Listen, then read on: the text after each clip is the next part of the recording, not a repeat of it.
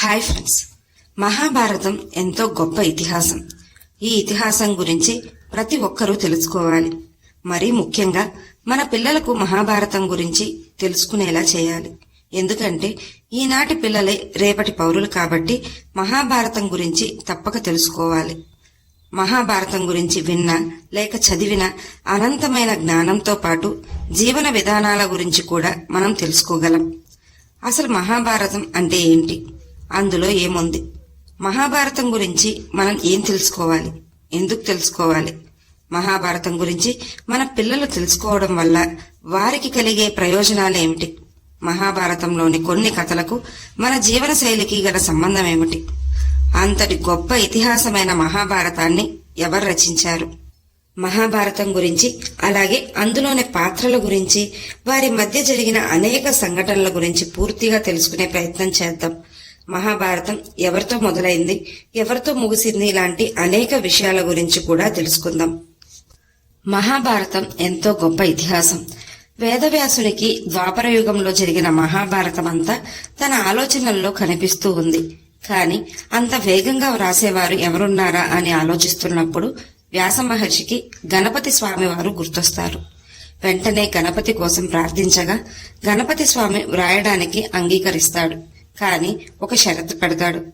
ఒకవేళ చెప్పడం మధ్యలో ఆపితే ఇక ఆ పైన నేను రాయను అని చెప్తాడు. అందుకు వ్యాస మహర్షి కూడా సరే స్వామి, కాని నేను చెప్పేది మీరు అర్థం చేసుకుని వ్రాయండి అంటూ చెప్తాడు.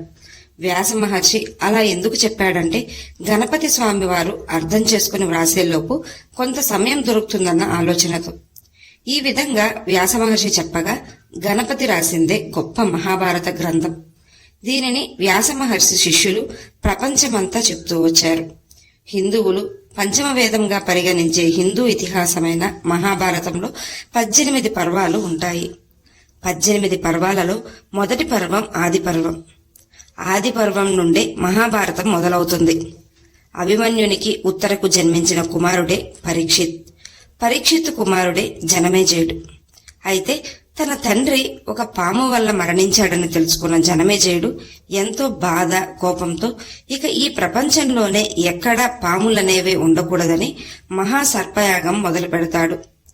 తక్షకుని కోసం చేస్తున్న ఈ సర్పయాగంలో భాగంగా లక్షలాది పాములన్నీ వచ్చి ఆ హోమంలో పడిపోతూ ఉంటాయి. తక్షకుడు ఇంద్రుని సహాయం కోరతాడు. కాని ఆ పండితుడు చదివే మంత్రాలకు ఇంద్రునికి సైతం హాని కలుగుతుందేమోనని భావించిన ఇంద్రుడు తక్షకునికి సహాయం చేయకుండా వదిలేస్తాడు. తక్షకునికి ఆ సమయంలో ఆస్తిక ముని కనిపించగా ఆస్తిక మునికి జరిగిన విషయం చెప్పి వేడుకుంటాడు. ఆ తర్వాత ఆస్తిక ముని ఆ సర్పయాగం వద్దకు వెళ్లి జనమేజయునికి ఎన్నో గొప్ప విషయాలు చెప్పి ఆయన ఆ సర్పయాగం ఆపేలా చేస్తాడు ఆస్తిక ముని. అందుకే కృతజ్ఞతగా సర్పాలు ఎవరైనా ఆస్తిక మునిని తలుచుకున్నట్లయితే అవి కాటు వేయవని మన పురాణాలు చెప్తున్నాయి. ఆ సర్పయాగానికి వ్యాస మహర్షి కూడా తన శిష్యులతో వచ్చారు. అప్పుడు జనమేజయుడు వ్యాస మహర్షికి నమస్కరించి మా పూర్వీకుల చరిత్ర గురించి దయచేసి మాకు తెలియజేయండి. ఎందుకంటే కురువంశ మూలం నుండి మా తరం వరకు దగ్గరగా చూసింది మీరే. కాబట్టి దయచేసి మాకు చరిత్ర వినిపించండి అని జనమేజయుడు వ్యాస మహర్షిని కోరతాడు. అందుకు వ్యాస మహర్షి అంగీకరించి తన శిష్యులలో ఒకరైన వైశంపాయనుణ్ణి మహాభారత కథను చెప్పమని వ్యాస మహర్షి చెప్తాడు. ఎందుకంటే తన 4 శిష్యులకు వ్యాస మహర్షి మహాభారత కథను పూర్తిగా బోధించాడు. ఆ శిష్యులలో వైశంపాయనుడు కూడా ఒకరు. మహాభారత కథ వింటే జన్మ ధన్యమవుతుంది అంటూ వైశంపాయనుడు జనమేజయునికి మహాభారత కథ చెప్పడం ప్రారంభించాడు. కురువంశ మూల పురుషుడు శంతనుడు. హస్తినాపుర రాజ్యాన్ని పరిపాలించే రాజు శంతనుడు. శంతనుడి పాలనలో హస్తినాపురం ఎంతో అభివృద్ధి చెందింది. ఒకరోజు శంతనుడు గంగానది తీరాన విహరిస్తూ ఉంటాడు. అక్కడ ఒక అందమైన స్త్రీని చూసి ఇష్టపడతాడు. ఆమె ఎవరో కాదు, గంగాదేవి. శాపవశాత్తు మానవ స్త్రీగా మారింది.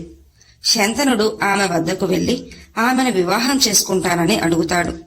అందుకు ఆమె ఒక షరతు పెడుతుంది. తాను ఏమి చేసినా ప్రశ్నించకూడదు. ఒకవేళ అలా కాదని ప్రశ్నించినట్లయితే శంతనుణ్ణి వదిలి వెళ్లిపోతానని షరతు పెడుతుంది. అందుకు శంతనుడు కూడా అంగీకరిస్తాడు. వివాహమైన తరువాత శంతనునికి గంగాదేవికి ఒక కుమారుడు జన్మిస్తాడు. ఎంతో సంతోషపడతాడు శంతనుడు. కాని గంగాదేవి ఆ బిడ్డను తీసుకెళ్లి నదిలో వదిలేస్తుంది. అది కళ్ళారా చూసిన శంతనుడు గంగాదేవిని ప్రశ్నించడు. ఎందుకంటే ఆమె అతన్ని వదిలి వెళ్లిపోతుందేమోనని. తనలో తానే బాధపడ్డాడు కాని ఆమెను ప్రశ్నించలేదు. ఆ తర్వాత పుట్టిన బిడ్డలను కూడా తీసుకెళ్లి నదిలో వదిలేస్తూ వచ్చింది. అలా 7 మంది కుమారులను నదిలో వదిలేసింది. కాని 8వ బిడ్డను తీసుకెళ్లి నదిలో వదిలేస్తుండగా బాధ కోపం తట్టుకోలేని శంతనుడు ఆమెను ఆపి ఎందుకిలా చేస్తున్నావంటూ ప్రశ్నిస్తాడు. ఆమె షరతు ప్రకారం అలా ప్రశ్నిస్తే వెళ్లిపోతానని చెప్పి ఉండడం వలన తన రూపం దాల్చి శంతనుడి నుండి వెళ్లిపోతుంది. కాని శంతనుడి కోరిక మేరకు ఆ 8వ బిడ్డను నీటిలో వదిలేయదు.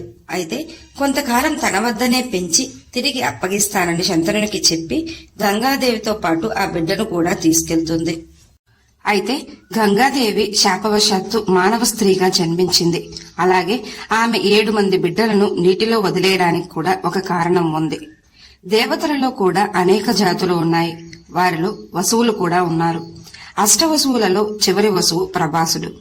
ఈ అష్టవసువులు భూలోకానికి వచ్చినప్పుడు వశిష్ఠముని ఆశ్రమం వద్ద తిరుగుతున్నప్పుడు వారికి ఒక ఆవు కనిపిస్తుంది. దాంతో వారు ఆ దేవతా స్వరూపమైన ఆవును దొంగలిస్తారు. అది తెలుసుకున్న వశిష్ఠముని కోపంతో మీరు భూమిపై మానవులుగా జన్మిస్తారంటూ అష్టవసువులను శపిస్తాడు. కాని అష్టవసువులు వెళ్లి వశిష్ఠమునిని వేడుకోగా ప్రభాసుడు మినహా మిగిలిన వారందరూ మానవ రూపం దాల్చి వెంటనే జన్మ ముగిసేలా చేస్తాడు. అలాగే ప్రభాసుడు మాత్రం వీరందరి ఆయుష్తో దీర్ఘకాలం జీవించాలంటూ వశిష్ఠముని శాపం పెడుతూ అలాగే చరిత్రలో నిలిచిపోయే క్షత్రియ రాజుగా పుట్టి కీర్తింపబడతాడని వరం కూడా ప్రసాదించాడు. శాపంలోనే వరాన్ని కూడా ప్రసాదించాడు వశిష్ఠముని. ఆ తర్వాత ఈ అష్టవసువులు గంగాదేవి శాపవశాత్తు మానవ స్త్రీ రూపం దాల్చుతోందని తెలిసి ఆమె వద్దకు వెళ్లి జరిగిన విషయం చెప్తారు. అందుకు గంగాదేవి తన కడుపున వారికి జన్మనివ్వడానికి అంగీకరిస్తుంది. అందులో భాగంగానే శంతనుణ్ణి వివాహం చేసుకుని వారికి కలిగిన 7 మందిని నీటిలో వదిలేసి చివరగా జన్మించిన బిడ్డను తీసుకుని శంతనుణ్ణి వదిలి గంగాదేవి వెళ్లిపోతుంది. గంగాదేవి ఆ బిడ్డకు దేవవ్రతుడు అని నామకరణం చేసి వశిష్ఠముని వద్ద పవిత్ర గ్రంథాల పరిజ్ఞానాన్ని అలాగే పరశురాముని వద్ద ధనుర్విద్యలో శిక్షణ ఇప్పించి గొప్ప ధనుర్ధారిగా తయారు చేస్తుంది. దేవవ్రతుడు అన్ని విద్యల్లోనూ శిక్షణ పూర్తి చేసుకుని రాజుకు ఉండాల్సిన లక్షణాలతో గొప్పగా తయారవుతాడు. ఒకసారి శంతనుడు గంగానది ఒడ్డున విహరిస్తుండగా గంగానది జలరహితమవడాన్ని గమనిస్తాడు.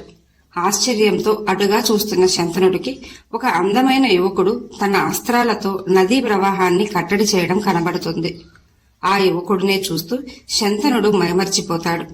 అదే సమయంలో గంగాదేవి ప్రత్యక్షమై ఆ యువకుడు ఎవరో కాదు, మీ కుమారుడైన దేవవ్రతుడు.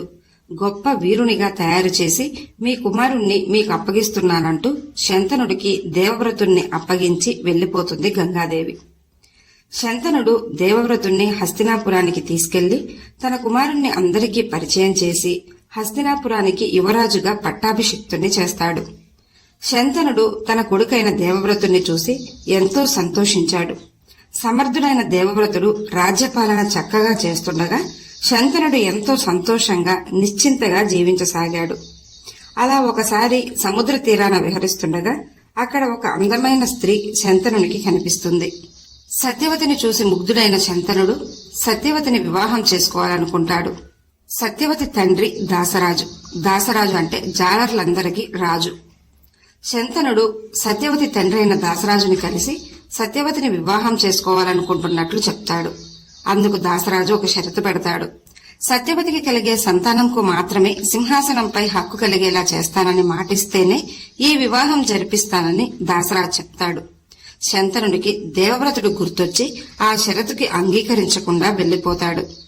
కాని శంతనుడు హస్తినలో ఒంటరిగా ఉంటూ సత్యవతి ధ్యాసలో ఎంతో బాధపడుతూ ఉండేవాడు.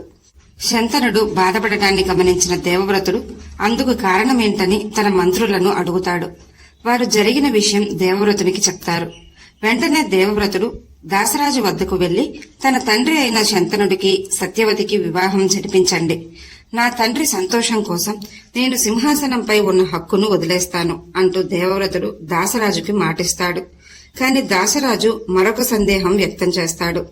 దేవవ్రతుని భవిష్యత్తు తరాల నుండి మళ్లీ ఏదైనా సమస్య వస్తుందేమోనన్న సందేహం వ్యక్తం చేస్తాడు.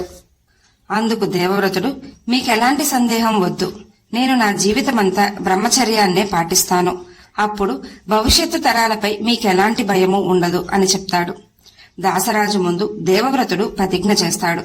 తాను ప్రతిజ్ఞ చేసినట్లుగానే తన జీవితాంతం బ్రహ్మచర్యాన్ని పాటించిన మహానుభావుడు దేవవ్రతుడు.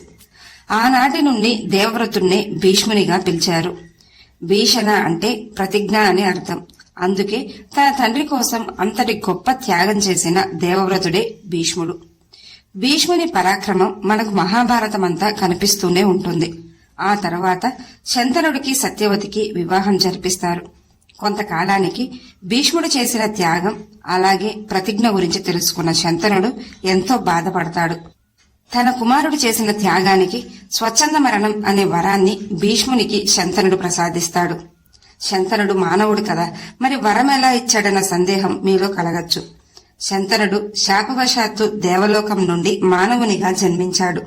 శంతనుడు తన రాజ్యంలోని ప్రజలకు తన చేతి స్పర్శతోనే వ్యాధులు నయం చేయగల సమర్థుడు.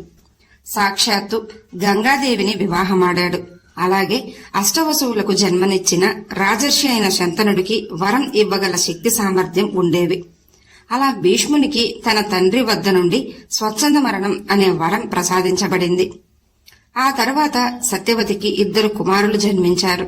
వారే చిత్రాంగదుడు, విచిత్రవీర్యుడు. భీష్ముడు హస్తిన రాజ్యానికి సంరక్షకునిగానే జీవించాడు. చిత్రాంగదుడు, విచిత్రవీర్యుడు జన్మించిన కొంతకాలానికే శంతనుడు మరణించాడు. సత్యవతి కుమారుల్లో చిత్రాంగదుడు పరాక్రమవంతుడు. అయితే తనను మించిన పరాక్రమవంతులే లేరన్న అహంకారం ఉండేది. ఒకసారి వేటకు వెళ్లిన చిత్రాంగదుడు అడవిలో గంధర్వునితో కావాలనే యుద్ధానికి దిగాడు. చివరకు ఆ గంధర్వుని చేతిలోనే మరణించాడు. ఇక మిగిలింది విచిత్రవీర్యుడు. రాజ్యాన్ని పాలించే అంతటి సమర్థత విచిత్రవీర్యునికి లేనందున వారసుల కోసం విచిత్రవీర్యునికి వివాహం చేయాలనుకుంటారు సత్యవతి, భీష్ముడు. కాశీరాజుకి 3 కుమార్తెలు. వారే అంబ, అంబిక, అంబాలిక. కాశీరాజు వారికి స్వయంవరం ఏర్పాటు చేస్తాడు. విచిత్రవీర్యుడు అంత సమర్థుడు కానందున సత్యవతి భీష్ముణ్ణి వెళ్లి వారిని తెచ్చి విచిత్రవీర్యునికి ఇచ్చి వివాహం జరిపించమని కోరుతుంది. అప్పుడు భీష్ముడు వెళ్లి స్వయంవరానికి వచ్చిన యువరాజులతో యుద్ధం చేసి వారిని ఓడించి అంబ, అంబిక, అంబాలికలను హస్తినకు తీసుకువస్తాడు. కాని అంబ సాల్వరాజుని ప్రేమిస్తున్నట్లు భీష్మునికి చెప్తుంది.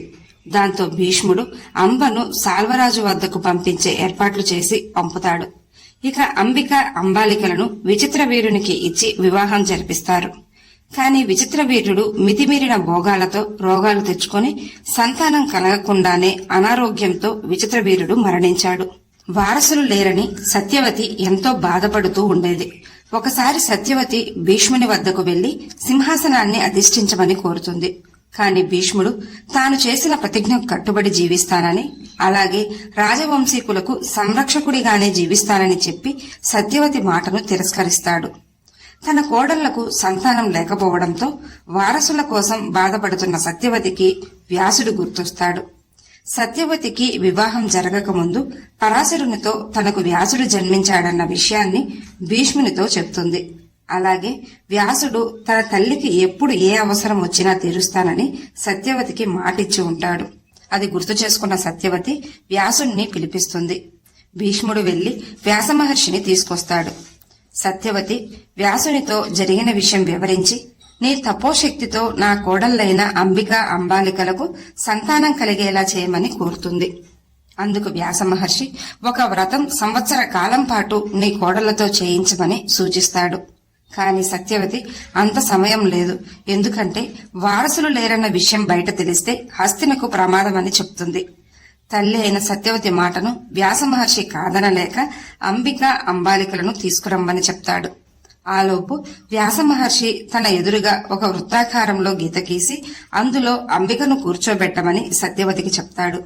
సత్యవతి అలానే చేస్తుంది. వ్యాసుని రూపం చూసిన అంబిక భయపడి గట్టిగా కళ్ళు మూసుకుంటుంది. వ్యాసమహర్షి తపస్సులో ఉన్నందున జడలు కట్టి రూపం కొంత భయంకరంగా ఉండడంతో అంబిక భయపడుతుంది. వెంటనే వ్యాసుడు, సత్యవతి వద్దకు వెళ్లి అంబిక కళ్ళు మూసుకున్నందున అంధుడైన బిడ్డ ఆమెకు జన్మిస్తాడని వ్యాసుడు చెప్తాడు. ఆ మాట వినగానే సత్యవతి ఎంతో బాధపడుతుంది. ఈసారి అంబాలికను తీసుకెళ్లి వ్యాసుని ముందు కూర్చోబెడుతుంది. అంబాలిక వ్యాసుని రూపం చూసి భయంతో వణికిపోతుంది. వ్యాసుడు మళ్లీ సత్యవతి వద్దకు వెళ్లి అంబాలిక భయపడినందున రక్తహీనతతో ఆమెకు బిడ్డ జన్మిస్తాడని చెప్తాడు. సత్యవతికి ఏం చేయాలో అర్థంగాక వ్యాస మహర్షిని మరొకసారి అంబికను పంపుతానని చెప్పి అంబిక వద్దకు వెళ్లి అదే విషయం చెప్తుంది. అంబిక ఈసారి తన దాసికి తన రూపం ధరింపజేసి వ్యాసుని ముందుకు పంపిస్తుంది. దాసి వ్యాసుని మొహం చూసి ఏమాత్రం భయపడకుండా అలానే కూర్చుంటుంది. దాంతో ఆమెకు అంటే దాసికి తేజోవంతమైన కుమారుడు జన్మిస్తాడని సత్యవతికి చెప్తాడు. అలాగే అంబిక దాసిని పంపినట్లు కూడా సత్యవతికి చెప్తాడు. వ్యాస మహర్షికి అక్కడ కూర్చొని ఉన్నది దాసి అని తెలిసినప్పటికీ వ్యాసుడు మౌనంగా ఉన్నాడంటే అందుకు కారణం దాసి కుమారునిగా జన్మించిన ఆ బిడ్డకు కూడా మహాభారతంలో మలుపు తిప్పే పాత్రే అని గుర్తుపెట్టుకోవాలి. వ్యాసుడు తన తపోశక్తితో అంబిక, అంబాలిక అలాగే అంబిక యొక్క దాసికి ఒక్కొక్క కుమారుడు కలిగేలా చేస్తాడు. అంబిక కళ్ళు మూసుకున్నందున అంధుడైన కుమారుడు జన్మిస్తాడు. అతడే ధృతరాష్ట్రుడు. అంబాలిక భయంతో వణికిపోయినందున రక్తహీనతతో ఒక కుమారుడు జన్మిస్తాడు. అతడే పాండురాజు. అంబిక యొక్క దాసికి ఎంతో తేజోవంతమైన ఆరోగ్యవంతమైన కుమారుడు జన్మిస్తాడు. అతడే విదురుడు. అలా వ్యాస మహర్షి తపోశక్తితో మహాభారతంలోని ముఖ్యమైన పాత్రలు ధృతరాష్ట్రుడు, పాండురాజు, విదురుడు జన్మించారు. విదురుడు దాసికి జన్మించినప్పటికీ అందరికంటే తెలివైనవాడు. భీష్ముడు ముగ్గురిని సమానంగా చూసుకునేవాడు. అలాగే ముగ్గురికి యుద్ధ విద్యలలో శిక్షణ ఇప్పించి గొప్ప వీరులుగా తయారు చేశాడు. విదురుడు యుద్ధ విద్యలతో పాటు రాజనీతి జ్ఞానాన్ని, వేదాలను, నీతి శాస్త్రాలను కూడా అభ్యసించాడు. భీష్ముడు ఈ ముగ్గురికి సమాన గౌరవం కల్పించాడు. ధృతరాష్ట్రునికి రాజవ్వాలన్న ఆకాంక్ష చాలా ఎక్కువగా ఉండేది. కాని అంధుడవడం వలన అందరూ పాండురాజుని హస్తినకు రాజుగా పట్టాభిషిక్తుణ్ణి చేశారు. సింహాసనంపై ధృతరాష్ట్రుణ్ణి కూర్చోబెట్టి పాండురాజు రాజ్యపాలన కొనసాగించాడు. పాండురాజుకి అన్న ధృతరాష్ట్రుడంటే అంతటి ప్రేమ, గౌరవం. పాండురాజు గొప్ప పరాక్రమవంతుడు. రాజ్యాలన్నింటినీ గెలిచి సంపద అంతా తీసుకొచ్చి ధృతరాష్ట్రుని చేతిలో పెట్టేవాడు. ఇదిలా ఉండగా భూమిపైన అధర్మం ఎక్కువైందని ధర్మ సంస్థాపన కోసం శ్రీ మహావిష్ణువే శ్రీకృష్ణునిగా జన్మించాడు. పాంచాల దేశంలో జరిగిన స్వయంవరంలో పాండురాజును కుంతీదేవి వరించి వారికి వివాహం జరుగుతుంది. వసుదేవుని చెల్లెలే కుంతీదేవి. వసుదేవుడంటే శ్రీకృష్ణుని తండ్రి. అంటే కుంతీదేవి శ్రీకృష్ణునికి స్వయాన మేనత్త. సూరసేనుడు అనే యాదవరాజుకి 9 మంది కుమారులు, 4 కుమార్తెలు ఉన్నారు. 9 మంది కుమారులలో శ్రీకృష్ణుని తండ్రి అయిన వసుదేవుడు ఒకరు. 4 కుమార్తెలలో కుంతీదేవి ఒకరు. కాని కుంతీభోజునికి పిల్లలు లేనందున కుంతీదేవిని దత్తత తీసుకున్నాడు. ఆ విధంగా కుంతీభోజుని కుమార్తె కుంతీదేవి అయ్యింది. పాండురాజుకి మొదటి భార్య కుంతీదేవి. మద్రదేశాన్ని శల్యుడు పరిపాలిస్తుండేవాడు. శల్యుని చెల్లెలు మాద్రి. పాండురాజుకి శల్యునితో స్నేహం ఏర్పడి ఇద్దరు గొప్ప స్నేహితులయ్యారు. శల్యుడు మాద్రిని పాండురాజుకి ఇచ్చి వివాహం చేయాలనుకుంటాడు. అందుకు భీష్ముడు కూడా అంగీకారం తెలపడంతో వారికి వివాహం జరుగుతుంది. అయితే శల్యుని వంశ ఆచారాల ప్రకారం కన్యాశుల్కం ఇచ్చి మాద్రిని వివాహం చేసుకోవాలని శల్యుడు చెప్తాడు. అదేవిధంగా పాండురాజు కన్యాశుల్కం ఇచ్చి మాద్రిని వివాహం చేసుకుంటాడు. అలా పాండురాజుకు కుంతీదేవి, మాద్రి ఇద్దరు భార్యలు. గాంధార రాజు సుబానుడు. సుబానుడి కుమార్తె గాంధారి. గాంధారి ఎంతో సౌందర్యవతి. భీష్ముడు గాంధారిని ధృతరాష్ట్రునికి ఇచ్చి వివాహం చేయాలనుకుని అదే విషయం సుబానుడికి చెప్తాడు. భీష్ముని మాటను కాదనలేక అలాగే హస్తిన లాంటి పెద్ద రాజ్యంతో పెట్టుకుంటే సమస్యలు ఎదురవుతాయని సుబానుడు అంగీకరిస్తాడు. గాంధారి తనకు కాబోయే భర్త అంధుడని తెలిసి తాను కూడా ఒక వస్త్రాన్ని తెప్పించుకుని కళ్లకు గంతలు కట్టుకుంది. తన భర్త చూడలేని లోకాన్ని తాను కూడా చూడకూడదనుకుని అలా గంతలు కట్టుకుంది. ధృతరాష్ట్రుడు గాంధారిని వివాహం చేసుకున్నాడు. ధృతరాష్ట్రునికి పాండురాజుకి వివాహమైంది. ఆ తర్వాత భీష్ముడు విదురునికి దేవికను ఇచ్చి వివాహం జరిపించాడు. భీష్ముడు మాత్రం హస్తిన రాజవంశీకులకు అలాగే రాజ్యానికి సంరక్షకునిగానే ఉండేవాడు. భీష్ముని పరాక్రమం తెలిసి చుట్టుపక్కల రాజ్యాల రాజులెవ్వరూ హస్తిన వైపు యుద్ధానికి వచ్చేవారు కాదు. పాండురాజు గొప్ప రాజైనప్పటికీ అతనికి ఒక బలహీనత ఉంది. ఎప్పుడూ వేటకు వెళ్లి జంతువులను వేటాడుతూ ఉంటాడు. మృగాలను వేటాడడం పాండురాజుకి ఎంతో ఇష్టం. అలా ఒకసారి పాండురాజు తన 2 భార్యలతో కలిసి అడవికి వేటకు వెళ్లాడు. దూరంగా ఉన్న 2 జింకలపై బాణాలు వేశాడు. పాండురాజు బాణాలు వేసిన సమయంలో ఆ 2 జింకలు కలయికలో ఉంటాయి. కాని పాండురాజు దూరం నుండి వాటిపై బాణాలు వదిలాడు. అందులో నుండి ఒక జింక మానవ గొంతుతో మాట్లాడిన కొన్ని మాటలు పాండురాజుకి వినిపిస్తాయి. నేను నా భార్య కలిసి సంతోషంగా గడుపుతున్న సమయంలో నువ్వు మాపై బాణాలు వేసి మరణించేలా చేశావు. ఇప్పటి నుండి నువ్వు ఏ స్త్రీతో కలిసినా నీకు కూడా మరణం తప్పదు అంటూ చెప్పిస్తాడు. ఆ జింక రూపంలో ఉన్నది కిందమ ఋషి, అలాగే ఆయన భార్య. వారు తమ తపోశక్తితో జింకలుగా మారి సరదాగా గడుపుతున్న సమయంలో వారిపై పాండురాజు బాణాలు వేశాడు. అక్కడ జింక రూపంలో ఉన్నది కిందమ ఋషి అని ఆయన మాటల ద్వారా తెలుసుకున్న పాండురాజు ఆ ఋషిని క్షమించమని వేడుకుంటాడు. కిందమ ఋషి ఇచ్చిన శాపం వెనక్కి తీసుకోలేను అని చెప్తాడు. అయినప్పటికీ కలయికలో ఉన్న వారిపై తెలిసి అయినా తెలియకైనా బాణాలు వేయడం పాపం. అది మనుషులైనా జంతువులైనా. కాబట్టి ఈ శాపాన్ని వెనక్కి తీసుకోలేను అంటూ ఆ జింక రూపంలో ఉన్న కిందమ ఋషి మరణిస్తాడు. పాండురాజు ఆ శాపాన్నే తలుచుకుంటూ తనలో తానే బాధపడసాగాడు. పాండురాజు బాగా ఆలోచించి ఒక నిర్ణయానికి వచ్చాడు.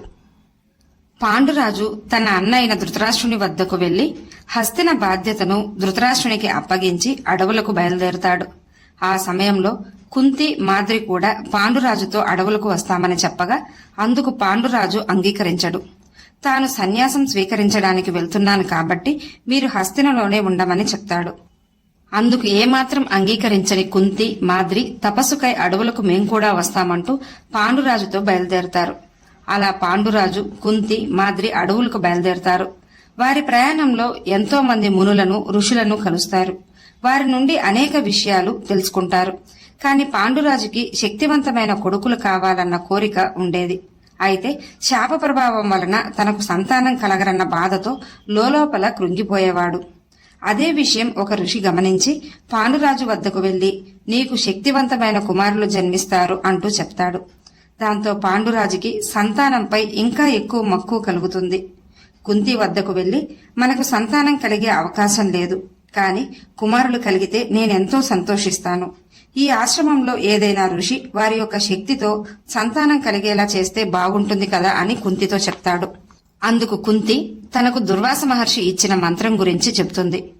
తాను కుంతి భోజుని దగ్గర పెరుగుతున్నప్పుడు దుర్వాస మహర్షి ఆ రాజ్యానికి వచ్చాడు. అప్పుడు దుర్వాస మహర్షికి సపర్యలు చేయడానికి నన్ను నియమించారు. నా సేవలకు సంతోషించిన దుర్వాస మహర్షి నాకు ఒక మంత్రం ఉపదేశించాడు. ఏదైనా దైవాన్ని మనసులో తలుచుకుని ఈ మంత్రాన్ని జపిస్తే ఆ దైవం యొక్క అనుగ్రహంతో సంతానం కలుగుతుందన్న వరాన్ని నాకు ప్రసాదించాడు అని కుంతి పాండురాజుకి చెప్తుంది. కుంతి పాండురాజుకు వివాహం ముందు జరిగినదంతా చెప్పలేదు, కేవలం ఆ వరం వరకే చెప్పింది. కాని వివాహంకు ముందే దుర్వాస మహర్షి ఇచ్చిన మంత్రాన్ని పరీక్షించాలని ఉదయిస్తున్న సూర్యభగవానుణ్ణి తలుచుకుని ఆ మంత్రం జపిస్తుంది కుంతీదేవి. దాంతో సూర్యభగవానుని అనుగ్రహంతో కుంతికి ఒక కుమారుడు జన్మిస్తాడు. కాని వివాహంకు ముందే బిడ్డ జన్మించాడని రాజ్యంలో తెలిస్తే తన తండ్రికి గౌరవ మర్యాదలకు ఆటంకం కలుగుతుందని భావించి ఆ బిడ్డను ఒక పెట్టెలో పెట్టి నీటిలో వదిలేస్తుంది. అలా కుంతి వదిలేసిన ఆ బిడ్డే కర్ణుడు. కర్ణుని గురించి ముందు ముందు తెలుసుకుందాం. కుంతి ఈ విషయాన్ని రహస్యంగానే దాచి దుర్వాస మహర్షి ఇచ్చిన మంత్రం గురించి మాత్రమే చెప్తుంది. కుంతి మాటలు విన్న పాండురాజు ఎంతో సంతోషిస్తాడు. మొదటగా యమధర్మరాజుని ప్రార్థించమని పాండురాజు కుంతికి చెప్తాడు.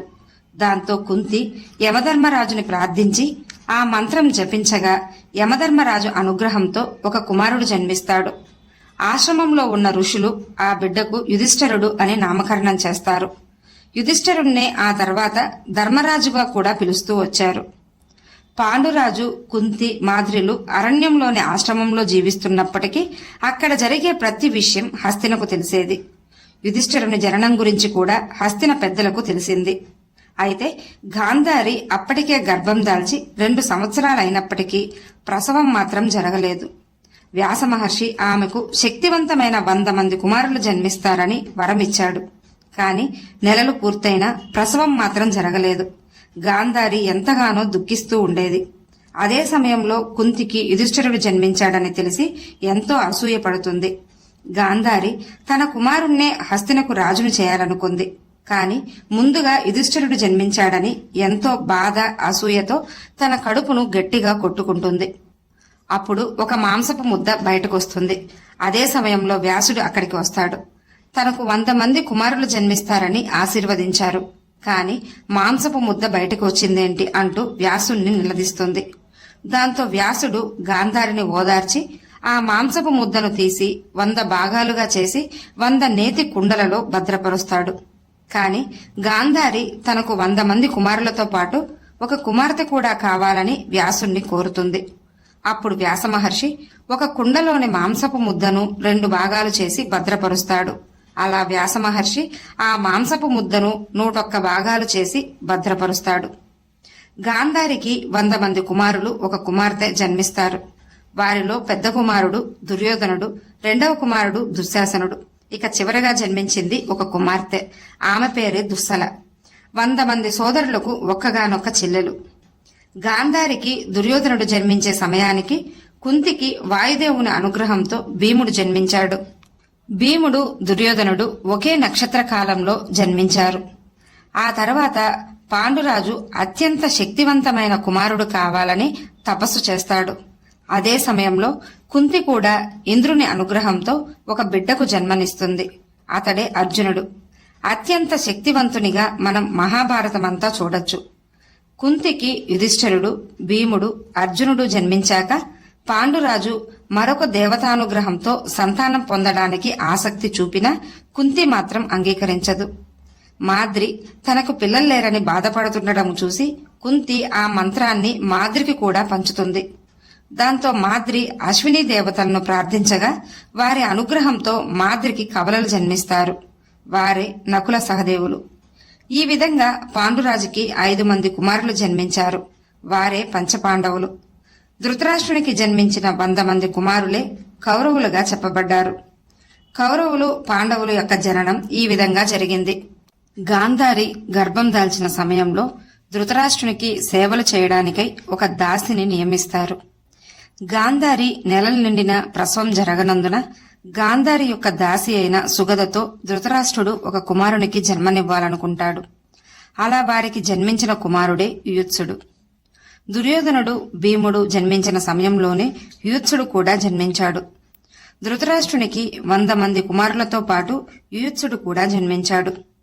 అలా కౌరవులందరూ హస్తినలో పెరుగుతున్న సమయంలో పాండవులు మాత్రం ఆశ్రమంలో పెరుగుతుంటారు. ఆశ్రమంలో ఋషుల వద్ద కొంతకాలం విద్యాభ్యాసం చేసినట్లు మహాభారతంలో వివరించబడింది. మిగిలిన ఆసక్తికరమైన మహాభారత కథను మరొక ఎపిసోడ్తో మీ ముందుంచుతాము. దయచేసి అందరూ మా ఛానల్ని సబ్స్క్రైబ్ చేసుకుని వీడియోను లైక్ చేసి షేర్ చేసి మీ పూర్తి సపోర్ట్ని మాకు అందించండి. జై శ్రీకృష్ణ. Thanks for watching.